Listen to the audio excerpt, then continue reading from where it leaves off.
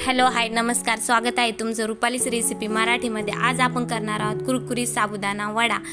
चला तर मग रेसिपीला सुरुवात करूया। त्यासाठी आपण येथे एका ताटात 1 वाटी भिजवलेला साबुदाणा, 5 ते 7 बारीक केलेल्या हिरव्या मिरच्या, 1 वाटी बारीक केलेले शेंगदाणे आणि 4 ते 5 बटाटे घेतले आहेत। सगळं चांगलं मिक्स करून घ्यायचं आहे।